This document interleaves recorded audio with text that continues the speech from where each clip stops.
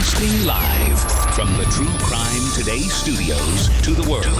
This is Murder in the Morning with Tony Bruschi and Stacey Cole. From the Hit Killers Podcast, Murder in the Morning. Well, another one has been added to the list of murders being charged to Rex Heuermann, otherwise allegedly known as the Gilgo Beach killer or the Long Island serial killer. The seventh murder, prosecutors revealed new details tying him to the death of Valerie Mack, whose remains were discovered in 2000 and 2011. Heuermann, a 61-year-old New York architect, pled not guilty in court as investigators described evidence linking him to Mack's killing. Valerie Mack, who was 24 years old and working as an escort in Philadelphia, was last seen in New Jersey in 2000. Later that year, a hunter's dog found her decapitated body in a wooded area of Marionville, Long Island. Mack's remains were bound with rope, wrapped in a plastic bag, sealed with duct tape. According to prosecutors, her hands and part of one leg had also been severed from the body.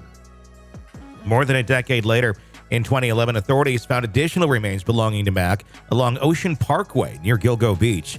These discoveries were part of a larger investigation into the notorious Gilgo Beach serial killings. Suffolk County prosecutors stated that mitochondrial DNA analysis played a critical role in identifying a link between Heuermann and Mack. A strand of hair found with Mack's remains matched the genetic profile of Heuermann's daughter, who what the hell would have been only 3 or 4 years old at the time of Mack's death. Prosecutors emphasized that his daughter is not suspected of any wrongdoing. Oh God, can you imagine like a 3 or 4 year old as a mass murderer? No, I really can't. I don't know how they would pick up the weapon. I mean, I suppose they could. Hey, I used to be really good like with that Fisher Price lawnmower. I mean, like Yeah. you put a real blade on that and I could have done some real damage. That's true. That could happen. You gotta watch those and make sure you don't put the real blade on them. Exactly. Yeah. The hairs are just really, it's systemic of a hoarder house is what that is, because there's hair on everything. Again, we've talked about this before, Tony. I mean, think about the women that you've been around who have long hair. I used to have long hair, and I know that it would drop. You'd have hair that would drop on occasion. You especially see it in the bathroom if you blow dry your hair. But why is this man always walking around with his wife's hair on him? It's weird. I'm guessing they don't really do a very good job with their laundry, is my guess, quite honestly. Ugh. Where it's just kind of stuck on there and they don't really fully get it, you know. They need to use, they need to clean the lint trap. Exactly. I mean, that's what's getting him nailed here. The lint their trap. lack of cleanliness. He got away with it until DNA stepped in. It really is. It's the sloppiness of at home that is what got him on this. Yeah. Suffolk County prosecutors, we talked about the mitochondrial DNA.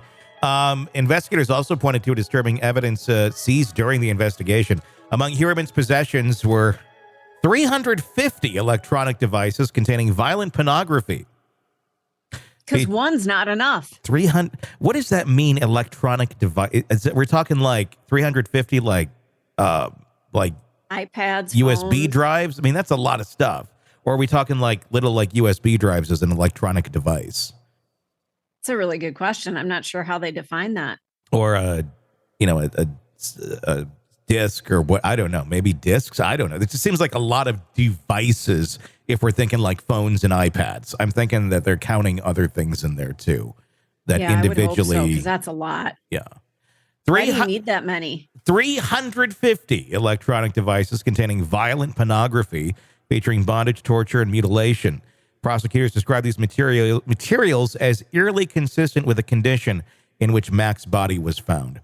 A chilling discovery came in the form of a document allegedly created in 2000 that prosecutors believed served as a kill plan. Under a section labeled, quote, supplies, Heuermann had listed items such as a rope cord, saw, cutting tools, and foam drain cleaner. The document, what the fuck do you need? Are you killing him with a foam drain cleaner? What the fuck are you using the foam? He's probably hoping that things dissolve. Oh, so like if shit gets stuck in the drain when he's cleaning it up, okay. That's fucked up. The document also contained a body prep section. Jesus. You're fucking sitting there. Who's like sitting there writing this shit down like this and going, I'm a very healthy individual. I should continue down this road. This seems like the right path for me. Well, and who is that organized? I mean, I wish my life were that organized. It's not. That's what's so absurd about it is like the person is operating with, a lot of sanity. But what they're doing is not. It's just I need this to be precise and organized, but yet what I'm doing is so disorganized and dysfunctional, Yeah. What a paradox. Body prep. The note was to remove head and hands. You had to make a note for that, which I also find kind of interesting. Like you had to write that down. Like if you're going to go out and kill somebody, don't you already kind of plan what you're going to do? Do you really need a note to say, oh, shoot, I forgot I was going to cut their hands and head off? Glad I got that note. Otherwise, I would have missed that. God. I mean, it's very bizarre, but that's how this person thinks. And it's hard for us to wrap our heads around it because we don't think like that. No, it's like a totally different program that they're running. And it's, I mean, it's like an operating system, really. I mean, if you kind of think of how most people are running on Windows, and then you got your Macs out there, you got quite a few of those, and then you got some that are on Linux, and then you got some that are like still on like Windows 3.1. Yeah, and it's virus infested. And the computer thinks that you want to, see pop-ups every time you open your browser, because that's what it thinks you want. It's just something that's completely different, and that is when you run it through that filter. This is what you get.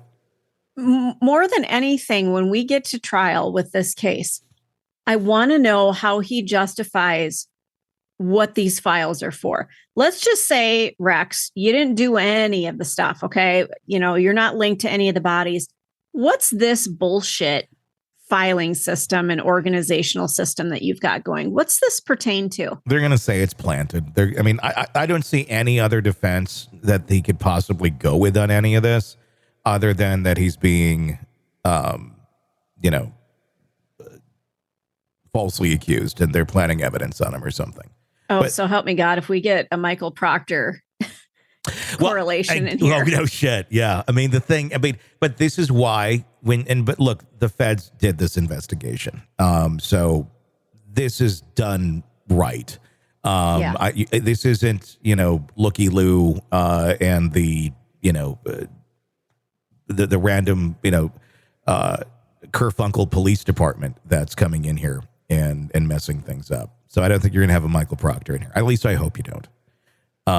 Well, and they've got enough to nail this guy. Otherwise, they wouldn't have touched him at all.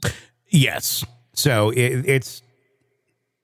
I'm not worried about that. But if he's going to continue to plead not guilty, I don't know. I kind of feel like this is never going to go to trial. I think it's just going to keep adding up because here we go. This is another thing, which is a superseding indictment, which will continue to push back any sort of trial date. I just think it's going to keep getting pushed back with more and more victims. And eventually it's just going to be like, he'll plead. And he'll be in jail for the rest of his life, but it'll be wrapped up. Oh, God, I hope so. But I think they'll keep finding bodies. It's like BTK. They'll keep finding stuff.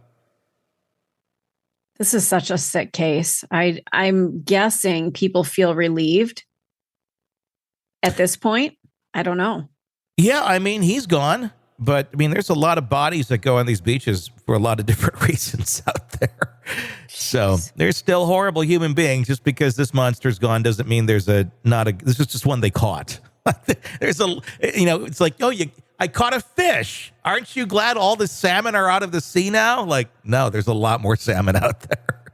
Oh. Yeah. Yeah, it's a good point. You're right. In addition, prosecutors said Heuermann kept newspaper clippings about the Gilgo Beach killings at his Massapequa Park home. Among the items were a 2003 New York Post article titled "Serial Killer Eyed in Lee Slay," a 1993 Newsday article headlined "Body Discovered in Woods." Prosecutors argue those items were kept as souvenirs or mementos of his crimes. During his court appearance, Heuermann, shackled and wearing a suit, declared, "Your Honor, I am not guilty of these charges." Judge Timothy Mazzei ordered that Heuermann remain held without bail. Suffolk County District Attorney Ray Tierney underscored the importance of seeking justice for the victims, saying, quote, "The lives of these women matter. We as investigators understand that. No one understands that more than the families," Tierney said during a news conference. Mark's parents, who attended the court proceedings, did not speak publicly. However, other victims' family members showed their support by presenting roses to Mac's parents and expressing solidarity. They were and they are loved, and they are missed every day by those who knew them, who had a strong bond with them, said Gloria Allred, who represents the families of Melissa Barthélemy, Maureen Brainerd Barnes, Jessica Taylor, and Megan Waterman. Outside court, Heuermann's attorney, Michael Brown, challenged the prosecution's evidence, specifically questioning the reliability of the DNA analysis. Brown stated that hair samples were recovered more than a year ago and argued that DNA methods used have not been verified in any New York case.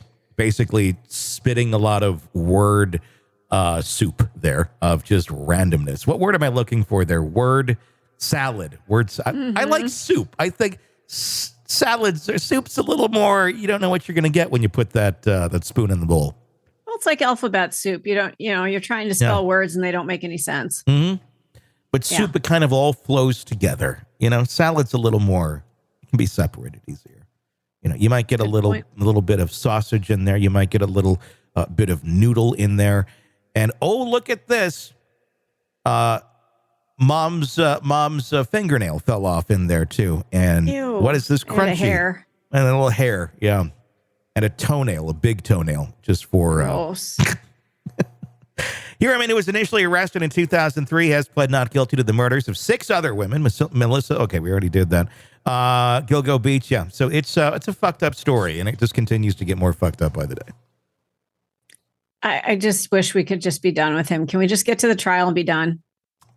It'll never. I don't think it's going to ever happen. I think he'll die in court, or die in prison or in jail. I mean, he's not exactly the spitting image of health. I think you'll have something. I really feel like this is going to end up settling, or just not settling, but coming to some sort of conclusion here where it's not going to be on trial, and he's going to admit or something, and he'll be behind jail be in jail for the rest of his life. Well, he keeps saying he's not guilty of this, so I wonder if he's going to be the holdout. Be interesting. And then suddenly. Like you said earlier, suddenly they discover, and Michael Proctor comes into the story. Oh, God. And somehow Diddy as well. All right, true crime addicts, let's cut the crap.